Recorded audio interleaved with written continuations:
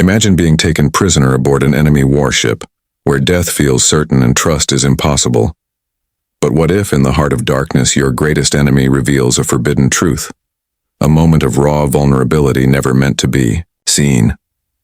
When a human diplomat sees the unthinkable, a feared alien commander in tears, he chooses silence over betrayal. That decision will ignite a rebellion, expose a galaxy-wide conspiracy, and turn sworn enemies into allies. And something more. This is the memory in her eyes. Stay with us. The story is just beginning. If you are new here, then please subscribe this channel and show thumbs up by liking the video. Let's move toward wonderful story.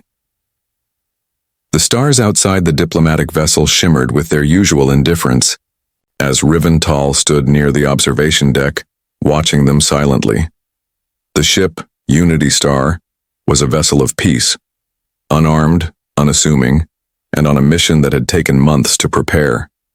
Riven, a human envoy trained in negotiation and interspecies diplomacy, had expected tension but not violence. His mission was to deliver a revised peace agreement to the Drayth Dominion, a proud and powerful race that had been locked in a bitter war with humanity for nearly a decade.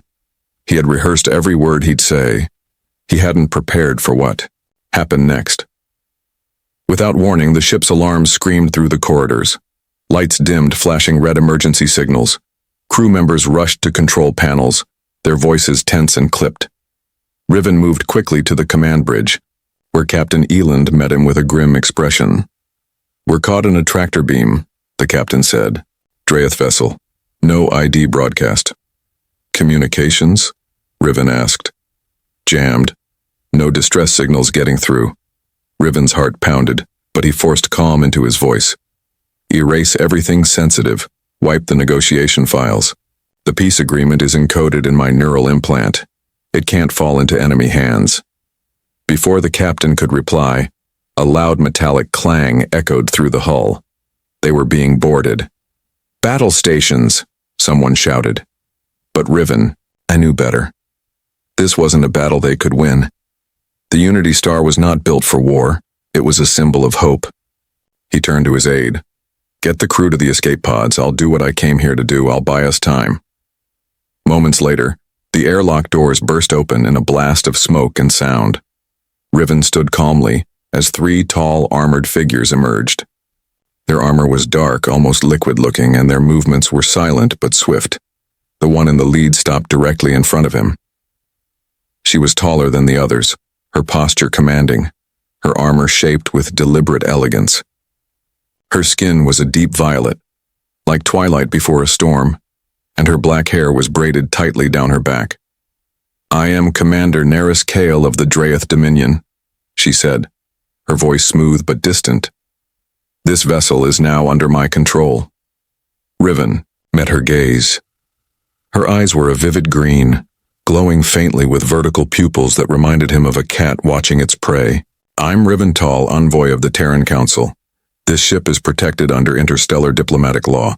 You're violating—" She cut him off with a short, humorless laugh. "Spare me. We know what you carry, the implant. Surrender it. If you try to remove it, you'll destroy the data. Then you'll come with me." She signaled, and before he could react, she seized his wrist. Her grip was firm, unyielding, but not cruel. She looked surprised when he didn't flinch. "You carry a weapon?" she asked, spotting the small neural disruptor hidden in his sleeve. "Interesting. A diplomat who resists." "I'm full of surprises," he said. She didn't smile. Instead, she pulled restraints from her belt and secured his hands. Riven noticed something odd, a pattern along her neck glowing faintly beneath her skin. It wasn't a tattoo. It seemed alive, like light traveling through circuitry. "You're different," he said quietly. Her expression didn't change. "So are you." As she led him through the corridors of his own ship, he could feel the eyes of his crew on him. He stood tall, showing no fear. Nerys glanced at him. "Even in defeat, your people look to you," she observed. "Leadership is calm during crisis," he replied. "I imagine that's something you understand." Her grip tightened. "Do not pretend to understand me, human." They arrived at the docking bay. Riven saw the enemy flagship docked beside them. It was huge, sleek and intimidating. She guided him to a smaller vessel docked between the ships. As they stepped aboard, she said, "This is the Vox Remera, my command ship." Riven had heard of it. It was infamous for destroying several human strongholds. The commander behind its victories had become a whispered legend. Now he was face to face with her. The shuttle lifted silently, and the stars began to move outside the small viewport. Neris sat across from him, her expression unreadable. "Comfortable?" she asked. "I've had worse," he said. She leaned forward slightly. "You will find Draeth hospitality thorough." There was a pause, then she added, "You intrigue me, Rivental. Most humans plead or rage. You do neither." "There's no dignity in fear," he said. She studied him for a moment longer, then leaned back. "You may not enjoy what comes next." Riven held her gaze. "I'm used to being underestimated." Neither said anything more for the rest of the ride, but in the quiet hum of the shuttle, surrounded by metal and silence, something began to shift. Two enemies, now prisoner and captor, seated across from each other in a moment of stillness before the storm. Neither knew it yet, but the course of an entire war had just changed. Riven sat in the center of a cold, dim room. The walls were smooth black metal, quiet and strange, swallowing both light and sound. He had been in many negotiation halls across the galaxy, but none felt like this. This was not a room for words. It was a room for secrets and maybe for pain. His wrists were bound to a chair made of some flexible alloy that shifted just enough to prevent comfort. Across from him stood Commander Neris Kale, watching him like a puzzle she couldn't yet solve. She had removed her outer armor, revealing a black uniform that fit close to her body, practical and still somehow elegant. The glowing markings along her neck pulsed faintly in the dark, extending like soft vines down to her collarbones. Riven noticed the way they flickered with her breathing, subtle signals that hinted at more than she was willing to say. "The implant in your head," she said calmly, stepping closer, "holds more than a peace proposal." Riven met her gaze. "That's all it contains. The new agreement. Proposals for shared space, trade routes, protection of cultural sites." Neris tilted her head. "And Earth's defense network? Coordinates of outposts? Names of military personnel?" "Not in my implant," he answered, "but maybe in yours." That made her pause. For the first time, something like curiosity flashed in her eyes.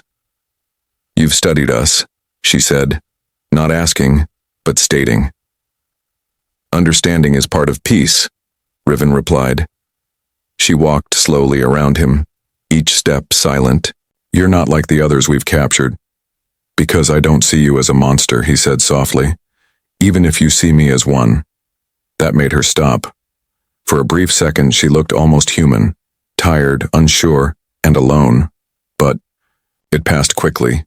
She pulled a small device from her belt and pressed it to his neck. A cold prick followed by warmth spreading through his body. "What was that?" he asked. "A low-dose truth agent. It won't force you to speak, but it makes lying harder." Riven closed his eyes, took a slow breath. The warmth made his thoughts soft at the edges, but he focused. He had trained for this. Years of conditioning against mind games and chemical tricks. Still, something about her voice made him want to tell her things, not because of the drug, but because of the loneliness behind her control. "You could use a mind probe," he said. "Faster. Crueler." "They damage the brain," Neris replied, "and I prefer conversation." She pulled up a floating screen, showing star charts and battle lines. She pointed to a glowing sector. "This area, human vessels gathering." "Why?" Riven leaned forward slightly. "It's an evacuation zone. Civilians being moved away from conflict." "Your ships have weapons," she countered. "Everyone brings weapons to a war, even when they want peace." He studied her as she adjusted the chart. Her movements were sharp, efficient, but every so often her hand lingered near a section of the map, and the glow in her markings changed. "You lost someone," he said quietly. She turned sharply. "You know nothing of my losses." No, he agreed. But I know what it means to lose. I know the silence it leaves behind. For a long moment, she said nothing. Then she turned away. We're done for today. She exited quickly, and the door sealed shut with a soft hiss. Riven waited a few minutes, then began testing his left wrist restraint. It was just loose enough. Slowly, with practiced patience, he worked one hand free, just enough to reach the control panel on the chair's arm. His fingers moved with precision, pulling up the ship's security feed. He hesitated. Watching her private quarters was a clear violation, but his instincts told him something important was happening. He activated the feed. On screen, Neris stood stiffly before a holographic message. A male Draeth officer delivered news in a flat voice, but his words carried weight. Her home planet had been attacked. The ancient gardens of her ancestors, her family home, gone. The death toll was high. The report was clinical, but the silence that followed said everything. Neris didn't move. Then, as the screen faded, her knees buckled. She sank to the floor, shoulders trembling, a hand over her heart. A single glowing tear slipped down her cheek. "Forgive me," she whispered to the empty room. "I wasn't strong enough." Riven turned off the feed immediately, guilt rising in his chest. He had seen what no human was ever meant to see. A Draeth in tears. Their culture saw emotion as weakness.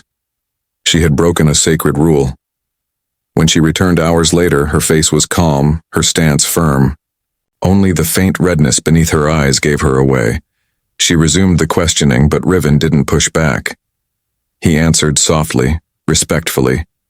Later, as she turned to leave again, he spoke. "Commander Kyle," he said. She paused, not turning around. "Your secret is safe with me." She didn't respond, but she stood still a moment longer than needed before walking away. Riven leaned back against the chair. For the first time since his capture, he felt something shift. Not power, not control, but something far more dangerous and rare. Trust flickering quietly between enemies in the silence. The quiet didn't last. An alarm suddenly pierced the stillness of the Draeth ship, a sharp, rising tone that echoed through the metal corridors. Riven's eyes snapped open where he sat on the cold chair in the chamber. Moments later, the floor trembled beneath his feet as a muffled explosion rocked the ship. Something had hit them, hard. The lights flickered overhead, shifting from a dull blue to a pulsing red. Outside the chamber, rapid footsteps pounded past. The door burst open.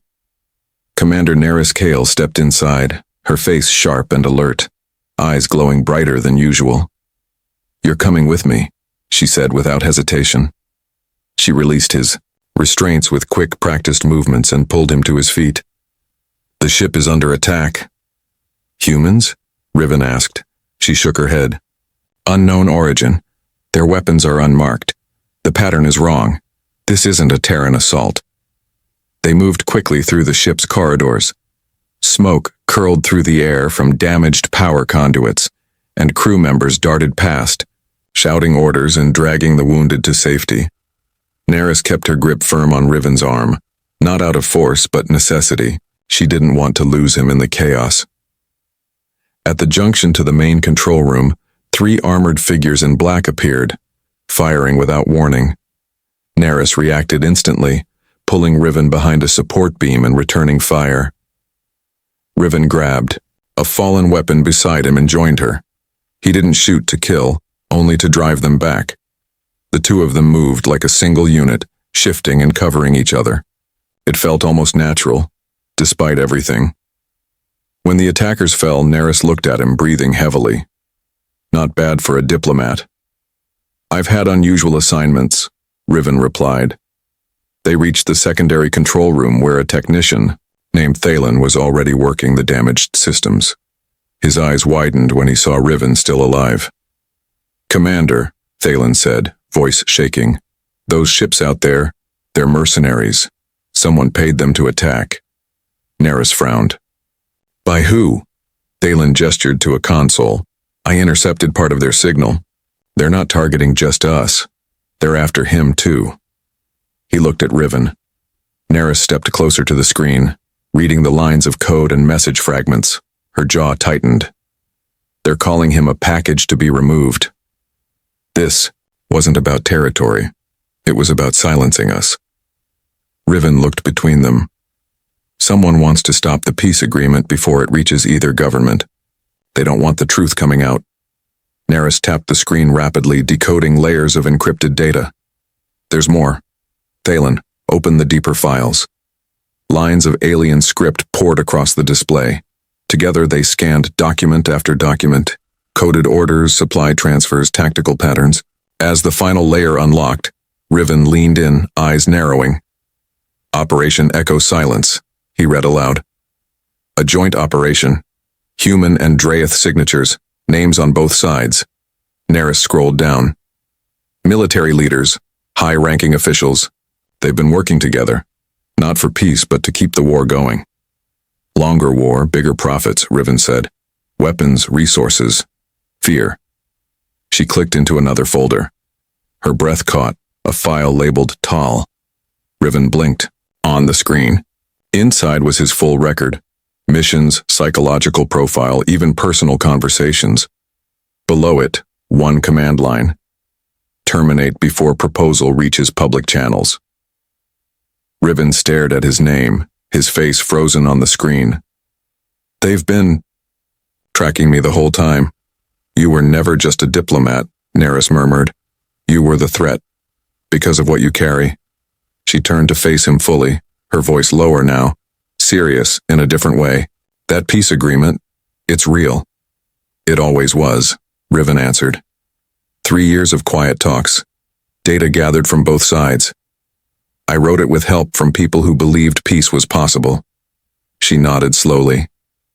And they were silenced. Riven didn't respond. He didn't have to. Neris took a step back, her eyes flashing with something deeper than rage. Grief, perhaps, or shame. They used us. My home was sacrificed. Your life was nearly ended. Also, they could keep power. For a long moment, no one moved. Then Neris straightened. We need to send this. Broadcast the evidence to neutral space. Let someone unbiased verify it. Riven agreed. But we'll never reach them with this ship half destroyed. Thalen raised his head. There's a backup transmitter in the engineering deck. Short range, but strong enough to reach a neutral listening post if we time it right. Then, we go now, Neris said. As they moved through the damaged corridors, Riven and Neris fought together. No longer enemies. No longer captor and prisoner. In each movement, each glance, trust was quietly growing. She shielded him from falling debris. He pulled her from the path of enemy fire. Side by side, they pushed through, reaching the deck in time to see a final group of attackers fall back into the shadows. They activated the transmitter. The files uploaded slowly, each percent like a heartbeat. Riven stood over the console, hands steady, while Neris watched the entrance, blaster drawn. As the message sent, a silence fell over them. It was done.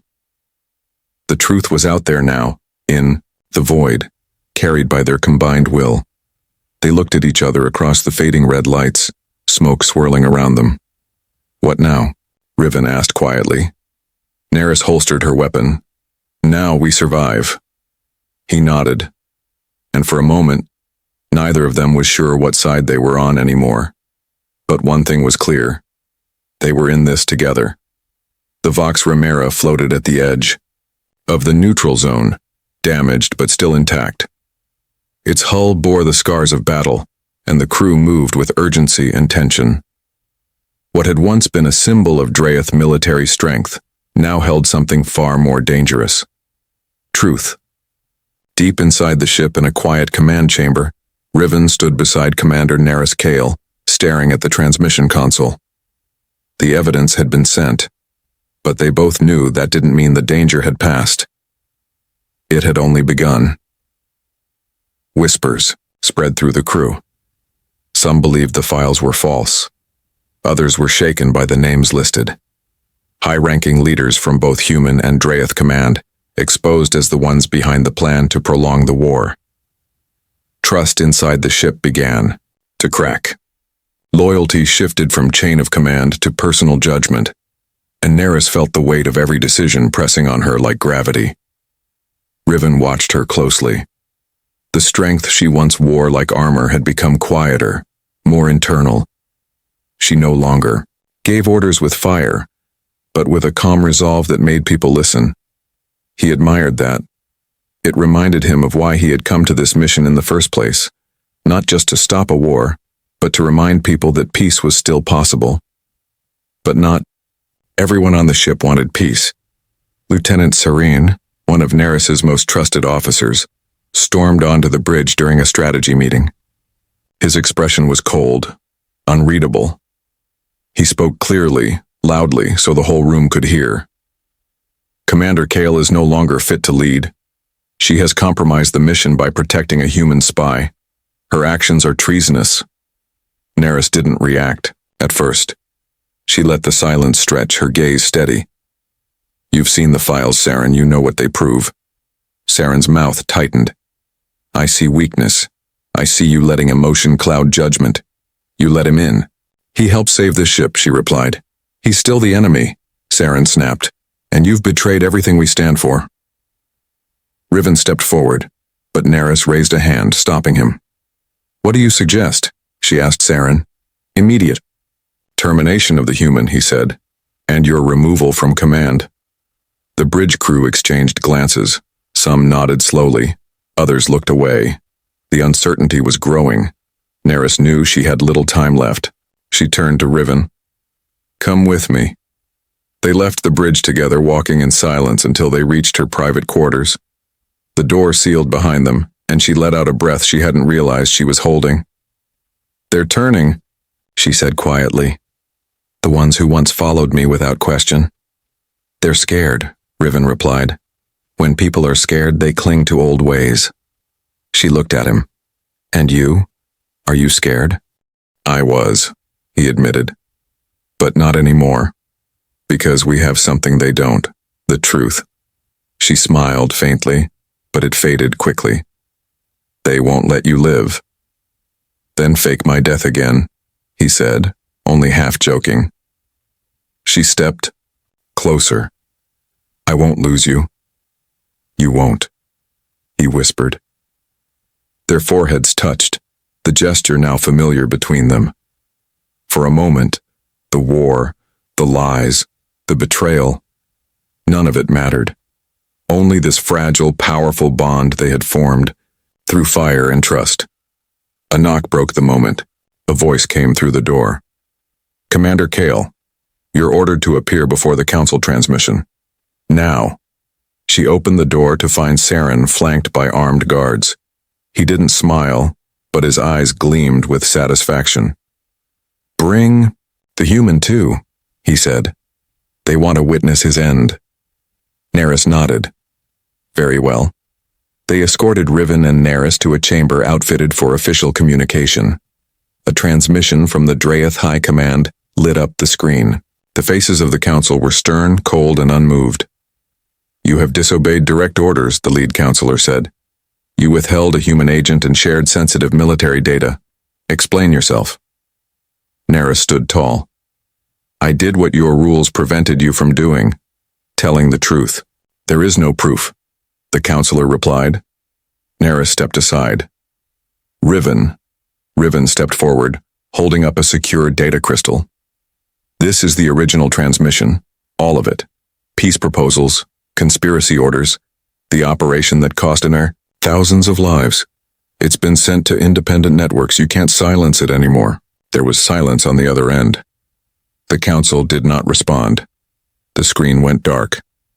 Saren turned, raising his weapon. That was your last mistake.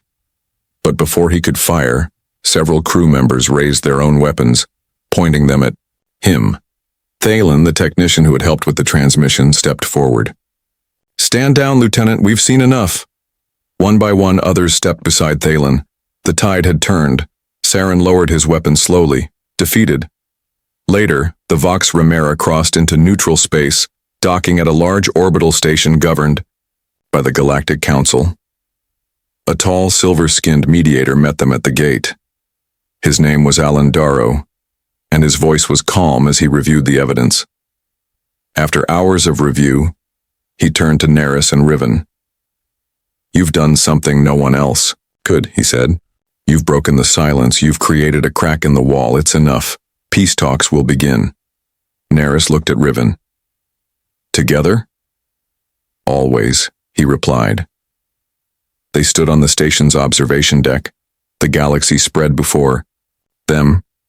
The war wasn't over yet, but something greater had begun. A new voice had entered the void, and it carried hope.